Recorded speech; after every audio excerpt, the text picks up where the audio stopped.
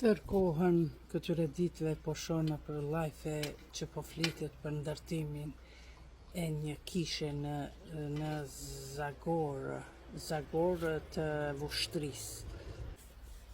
Një fshat i cili ka banorat 100% musliman, gjithashtu dhe fshata tjerë për rreth, dhe ngritet një organizatë jo qeveritare, OJQ që i themi ne, shoqat për rikthim, apo lëvizja për rikthim, dhe dojnë me bo përçarje në mesin e muslimanëve. Sikur me thonë, hajtë se na po shkojmë në mirë ditë, se na ka falë dikush një krishter, ma ka falë mu si motër muslimane, si vlla musliman, ma ka falë mu një parcel, edhe unë tash po thamë, ja, unë du të me ndërtu aty një kishë. Ani pse s'ka musliman, një xhami, ani pse s'ka musliman.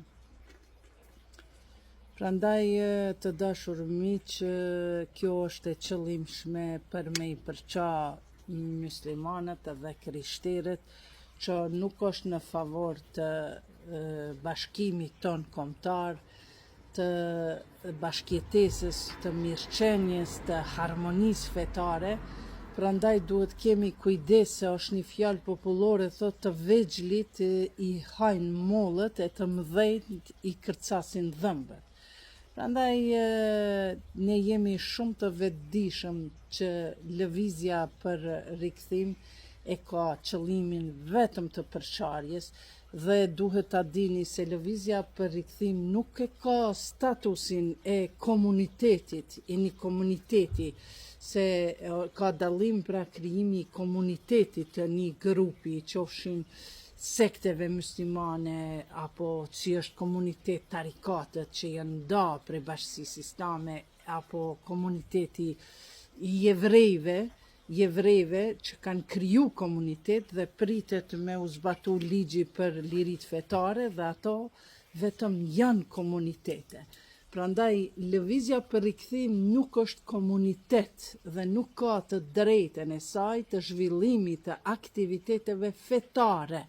Këto po ja thon nga përvoja, se kur më është mbyllur organizata edukative e grave NISA në vitin 2013, në realitet është stagnu puna e saj, sepse nuk kanë fakte që kjo organizata e grave, kulturore e grave, NISA ka ndonjë vepër i jashtë ligjore. Prandaj, kur kam dëshiru me regjistru institutin kërkimor ndërkombëtar në Infrashri, kam pas me vendos edhe dy aktivitete fetare, të cilat i kam pas në organizatën në OJQ NISA. Mirëpo, simas ligjit dhe kushtetutës Kosovës, është ndryshu pra ky ligj, që në OJQ nuk kemi të drejtë të krijojmë faltore brenda OJQ-ve. Kjo kur ka qenë ajo 9/11, 11 shtatori, kur rrëzun kullat binake në Amerikë, dhe mu për këtë arsye OJQ-t në Kosovë nuk kanë të drejtë me kriju faltore brenda OJQ-s. Dhe lëvizja për rikthim është OJQ, organizat jo qeveritare, nuk është komunitet. Kur bëhet lëvizja për rikthim komunitet, që s'ka nevojë, s'pranohet, sepse ajo është në kuadër të bashkësisë së kishës, atëherë ajo si komunitet duhet me pas priftin e vet, duhet me pas një OJQ e cila e përkrah këtë komunitet, minimum 3 vjet duhet me pas ajo OJQ-ja punë aktive, dhe pastaj duhet me pas edhe vendin ku edhe shteti i ndihmon për ndërtimin e xhamive. Ky është ligji për krijimin e komuniteteve, dhe duhet me pas, gjithashtu mos harroj, edhe 50 nënshkrime. Para se me dalë me u regjistru ki komuniteti për jahudive, jevrejve në Kosovë, kanë qenë 500 nënshkrime, po për shkak kur ishte kryeministër Ramushi, ishte një kohë kryeministër, po për shkak tolerancës se jevrejt nuk i kanë mund me mbledh 500 nënshkrime, i kanë bë me 50 nënshkrime, ja kanë lehtësu edhe komuniteteve tjera. Prandaj unë mendoj se kjo gur themeli, apo gur çfarë ishte, nuk ishte as gur themeli, vetëm ishte një gur i futur në tokë, është e qëllimshme për me përqa popullin ton në kohët më të vështira, në kohët mja tërhek vëmendjen se çka po ndodh në Shqipëri.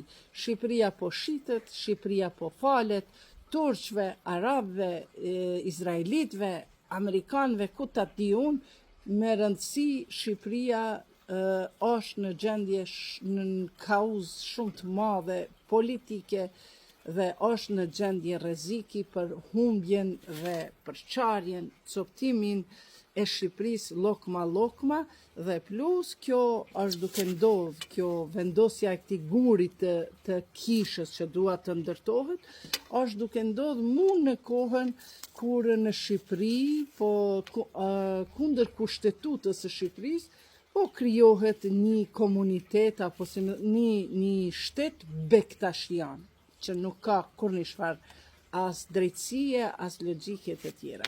Prandaj fakti që objektet fetare po ndërtohen pa leje, pa parcelën, pa numrin e parcelës, pa të drejtën e ndërtimit, kjo pra nuk e përjashtohet nga rregullat e ndërtimit. Pra patjetër që duhet çdo ndërtim i xhamisë apo kishës duhet ta ketë lejen e ndërtimit, planifikimit hapësinor, rrethanave, kushteve, a është e nevojshëm. E jo unë me shku tash në mirë ditë të Shqipërisë, edhe hajde po e qes një gur themeli se këtu ma ka fal një krishter edhe po du me kriju, me ndërtu një xhami. Nuk shkon. Prandaj mos shikoni me na përça, por shteti duhet me marrë masa në këtë lëvizjen për rikthim. Ajo është OJQ, sikur shumë OJQ të Kosovës, si nuk kanë të drejten e krijimit të faltoreve brenda OJQ-s, edhe lëvizja për rikthim duhet ta respektoj këtë, sepse ne jemi shtet demokratik me kushtetutë laike. Ju faleminderit, pres komentet e juja, pres kritikat konstruktive, mendimin kritik, pse jo. Follow, like. Faleminderit.